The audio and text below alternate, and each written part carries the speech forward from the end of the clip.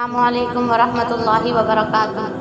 بسم اللہ الرحمن الرحیم۔ جیسے کہ اسلام میں جمعہ عزت والا ہے، عیسائیوں کے لیے اتوار اور ہندوؤں کے لیے منگل، اسی طرح یہودیوں کے لیے ہفتے کا دن محترم تھا، مگر فرق اتنا ہے کہ اسلام میں صرف ان لوگوں پر جن پر جمعے کی نماز فرض ہے، جمعے کی پہلی اذان سے ختم نماز تک وہ دنیاوی کاروبار کرنا حرام ہے جو نماز میں دخل انداز ہیں۔ عورتیں، بچے، مسافر اور بیمار لوگ اس حکم سے علیحدہ ہیں کیونکہ ان پر جمعہ فرض نہیں ہے، لیکن یہودیوں اور عیسائیوں کے ہاں ان سارے دنوں میں دنیاوی کام حرام تھے اور خاص کر شکار کرنا سخت جرم تھا۔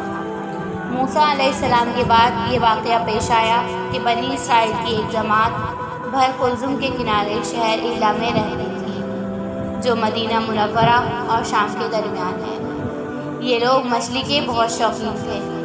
رب کی شان یہ کہ ہر ہفتہ اس دریا میں بے شمار مچھلیاں نمودار ہوتی تھیں، باقی دنوں میں سب مچھلیاں غائب ہو جاتی تھیں۔ ان کے منہ میں پانی بھر آیا اور سوچنے لگے کسی تدبیر سے ان کا شکار کرنا چاہیے جس سے شکار بھی ہو جائے اور ہفتے کے دن کی بے حرمتی بھی نہ ہو۔ خیر، ان عقل مندوں نے یہ ہیلا سوچا کہ دریا کے ارد گرد بہت سے غار کھودیں اور دریا سے اس غار تک نالیاں بنا دیں۔ جمعے کی شام ان نالیوں کا منہ کھول دیتے تاکہ پانی کے ساتھ مچھلیاں ان گڑھوں میں آ جائیں، اور اتوار کے دن ان گڑھوں سے پکڑ لیتے اور کہتے کہ ہم ہفتے کو شکار کرتے ہی نہیں۔ ان لوگوں نے وہ مچھلیاں خوب کھائیں اور اس کے ساتھ فروخت بھی کی، جس سے یہ بڑے مالدار ہو گئے۔ 40 یا 70 سال تک ان کا یہ عمل رہا۔ یہ لوگ کل 70,000 تھے۔ ان کی 3 جماعتیں بن گئیں، ایک تو شکار کرنے والوں کی، دوسری اس سے منع کرنے والوں کی اور تیسرے خاموش رہنے والوں کی۔ یہ لوگ کل 12,000 تھے، باقی سب شکاری۔ جب شکاریوں نے ان کی نصیحت نہ مانی تو انہوں نے اپنے اور ان کے درمیان ایک دیوار بنا کر شہر کے 2 حصے بنا دیے اور کہا کہ ہم ان کے ساتھ نہ رہیں گے کہ ہم پر کہیں عذاب نہ آ جائے، یہاں تک کہ داؤد علیہ السلام کا زمانہ بھی آ گیا۔ آپ نے ان کو شکار کرنے سے منع فرمایا اور کہا کہ اے بے وقوفوں، قید کرنا ہی تو شکار ہے۔ جیسے کوئی ہرن کو جال میں پھانس لے، اس نے شکار کر لیا، کھائے یا نہ کھائے، اور کھائے تو آج ہی کھائے یا کبھی دوسرے وقت۔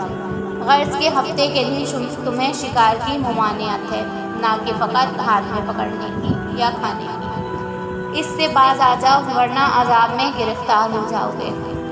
شکاریوں نے کہا کہ ہم تو بہت عرصے سے یہ کام کر رہے ہیں، اگر یہ برا ہوتا تو ہم کو اب تک امن کیوں ملی؟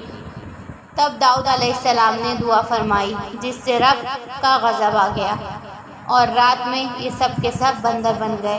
ان کے عقل و حواس تو باقی رہے مگر ان کی قوت گویائی جاتی رہی اور جسموں سے سخت بدبو نکلنے لگی۔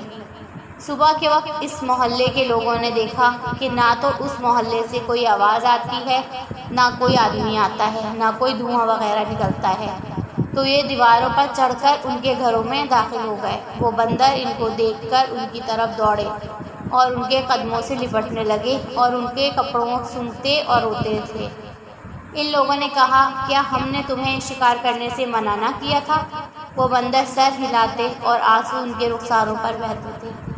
اس حال پر ان کو 3 روز گزرے اور سب کے سب ہلاک ہو گئے، نہ کوئی باقی بچا اور نہ کوئی ان کی نسل بچی۔ لوگوں میں یہ مشہور ہے کہ موجودہ بندر انہی کی نسل میں سے ہیں، لیکن یہ بالکل غلط ہے۔ ان سے پہلے بھی بندر تھے اور یہ موجودہ بندر پہلے بندروں کی اولاد میں سے ہی ہیں۔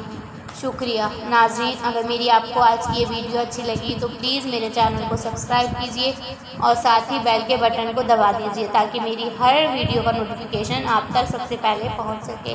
جزاک اللہ۔ السلام علیکم ورحمۃ اللہ۔